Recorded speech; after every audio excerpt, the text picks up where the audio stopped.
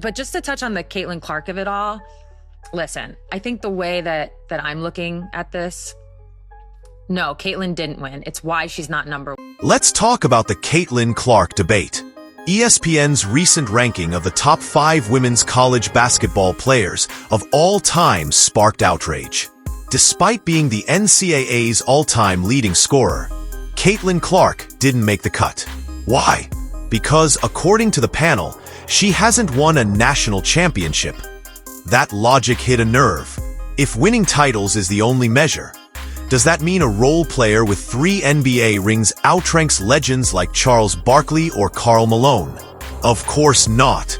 But for Caitlin, the goalposts keep shifting.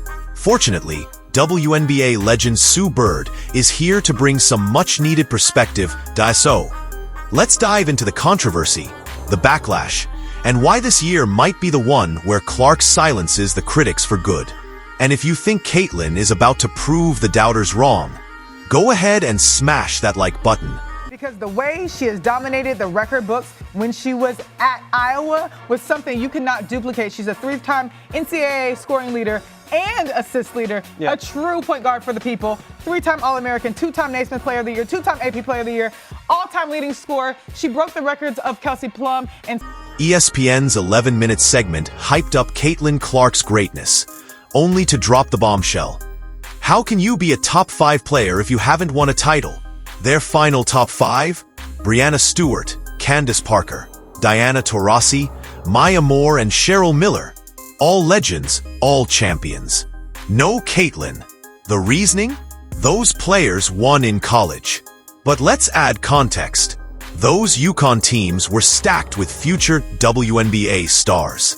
Caitlin Clark carried Iowa, without a roster full of McDonald's All-Americans, to heights they hadn't seen in decades. She shattered records, led her team to back-to-back national championship games, and changed the game. Yet, ESPN still snubbed her. Fans weren't having it. how can you be a top 5 player if you have not won a title? Even Sue Bird, who won 2 NCAA titles at UConn, acknowledged that lack of a ring kept Clark from the top spot. That part sounded straight out of ESPN's playbook, and some fans groaned. But just to touch on the Caitlin Clark of it all, listen, I think the way that I'm looking at this, no, Caitlin didn't win. It's why she's not number one. But then, Bird made her stance clear. Caitlin's college career was legendary, regardless of the missing trophy. She didn't just praise Clark. She flat out called her one of the greats. I think going to the national championship game 2 years in a row, basically playing big in every big game, hitting every big shot in every big moment. That's the mic drop moment. By pure accolades, rings are the missing piece. But if you were drafting a college player in their prime, would you pass up a generational scorer who can shoot from the logo and make every pass imaginable? Raising the level of your teams. There's something this kid is obviously special, definitely one of the greatest of all time. Bird believes Clark is top 3 all time. She didn't specify who she'd bump, but the implication is clear. Caitlin belongs in the same breath as Taurasi, Parker, and Stewart. Championship or not. Bird's take was refreshing because it acknowledged Clark's greatness without dismissing the importance of winning.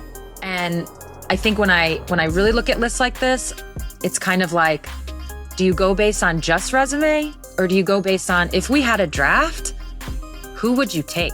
Clark's impact at Iowa was undeniable.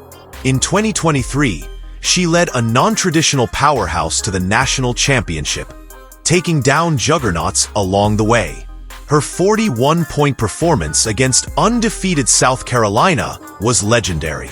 The Hawkeyes fell short in the title game, but she still set an NCAA tournament scoring record. In 2024, she did it again. Another championship game run. Another 41-point explosion, this time against LSU. Another victory over UConn in the Final Four. Iowa hadn't been to the title game in 30 years. Clark took them there twice. Could Stewart or Taurasi have done the same with a mid-tier program? We'll never know, but it's worth asking.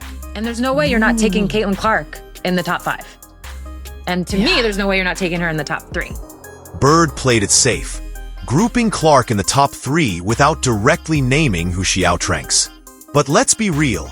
If you asked her privately who she'd build a team around, it's probably Caitlin Clark. Here's Clark. A deep one. You bet! Caitlin Clark! This debate isn't new. Last year, Clark's rivalry with LSU's Angel Reese became a storyline built around a championship. Reese's team won in 2023, and some people use that to argue she had the edge over Clark. The same argument pops up every time Caitlin falls short of a title. And the truth is, winning is the assignment now. There's no way you're not taking her in the top 3. So, and that's not, a knock on anybody else. I just think that's the reality of it. After her historic college run, Clark entered the WNBA as the first overall pick in 2024. And what did she do in her rookie season? Only win Rookie of the Year, make all WNBA first team, and turn a 5-31 Indiana Fever squad into a playoff contender. And Angel Reese knows a ring is coming. No big deal, right? She set the WNBA single-season assist record and recorded the league's first ever 30-point triple-double as a rookie. The first pick in the 2024 WNBA draft, the Indiana Fever select Caitlin Clark, University of Iowa. Indiana, which hadn't made the playoffs in 8 years, finished 20-20 and clinched a postseason spot. Clark immediately transformed the Fever from an afterthought into must-watch TV.